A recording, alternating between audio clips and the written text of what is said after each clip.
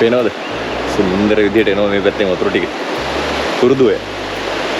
මට හම්බුණා මේ පැත්තෙන් යනකොට කුරුදුවේ. ඊට පස්සේ නවත්තන්න හිතුණා. මේ පැත්ත සුන්දර වුණාට මේ පැත්ත බලන්නකො. කොහොමද වැලි? ගල් වෙනම වැලි තලාවක් තියෙන්නේ. බලන්න.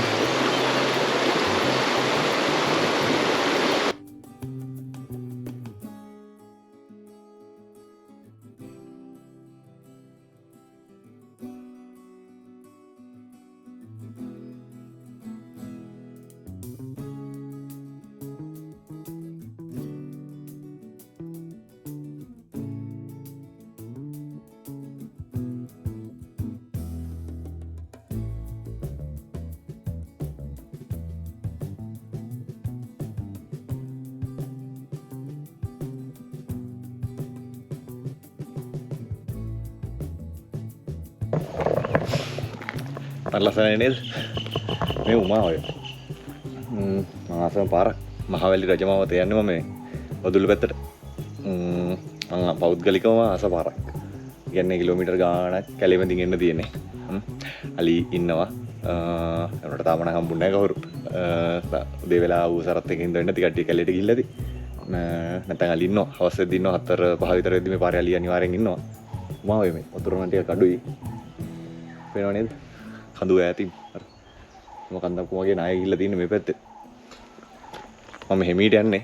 මට බතුලට යන්න ඕන උනාට මේ බලනකොට ඉන්න බෑ පොඩි. බහැලා බලන්න උවමනාවක් තියෙනවා. ඒකින්ද මේ නවත්ත හිමීට යන්නේ මේ. අර ලස්සනයි අප්පා.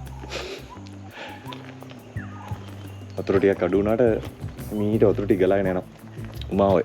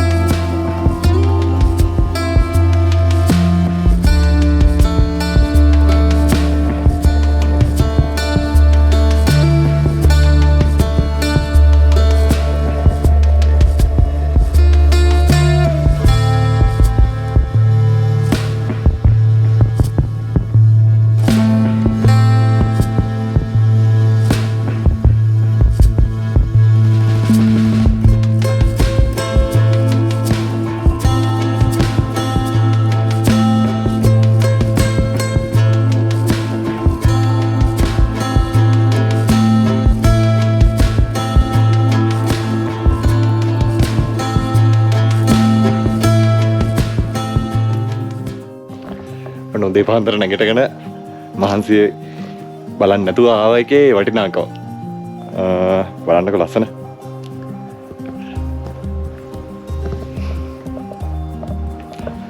මං ආවේ බදුල්ලේ කෑරගල view point එකට.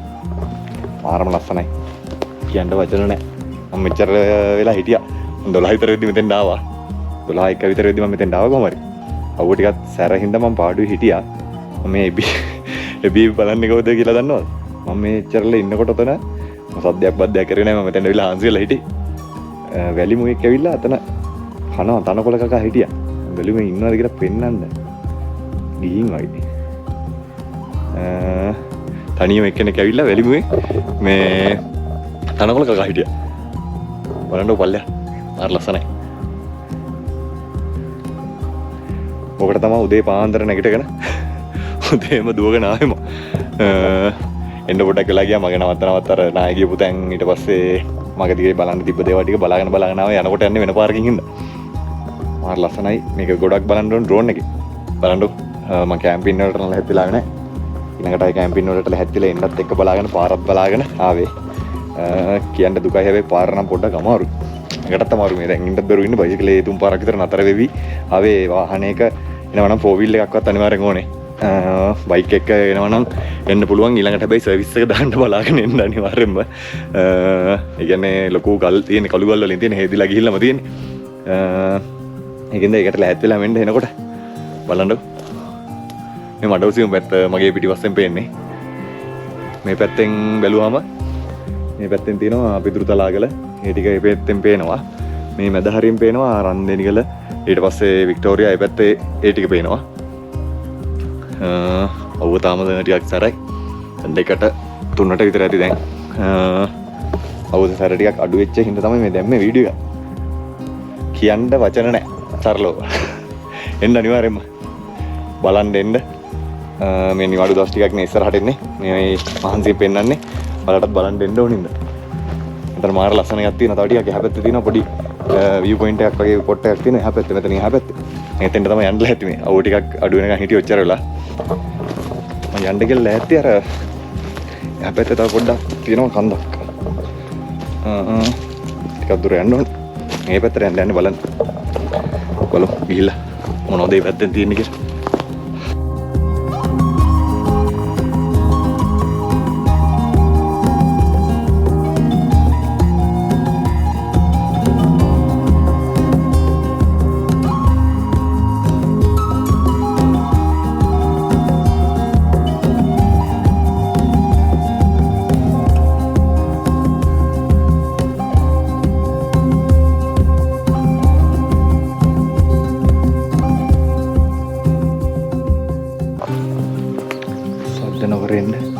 වැලි මුවෙක් ඉන්නවා. ඔය දන්නේ ගන්න පුළුවන් වුණොත් තරම් පෙන්වන්න වීඩියෝ එක.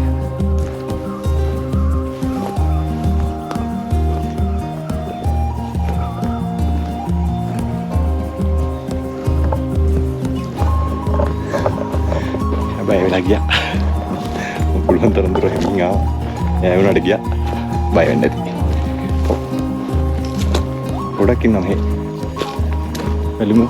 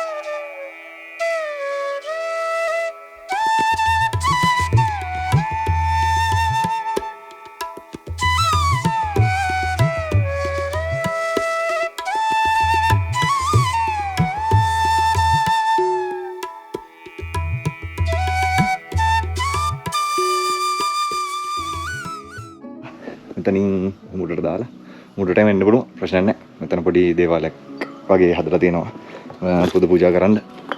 පස්සේ කට්ටිය වෙන්න ඕන මම හිතන්නේ. මෙතන සමහරව කැම්පින් කරලා වෙන්න ඇති මෙතන. මේවත් තියෙනවා.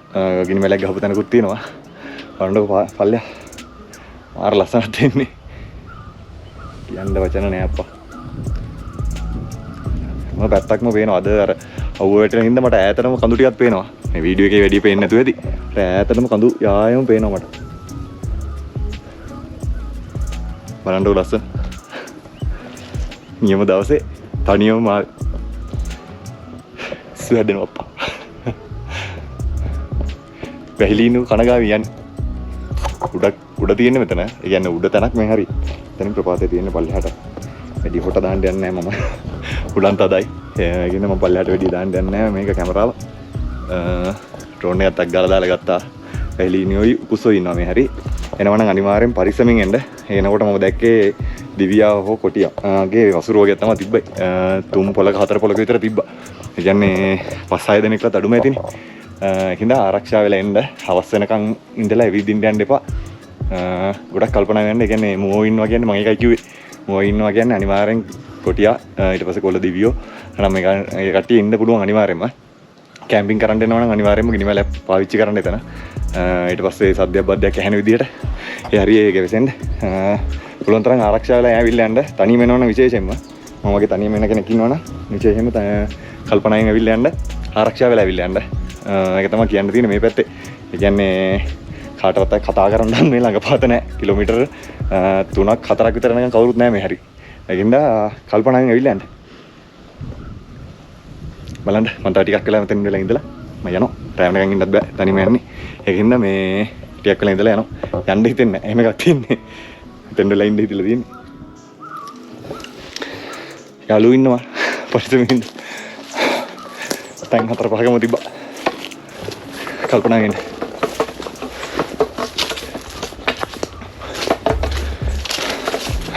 Agak penan.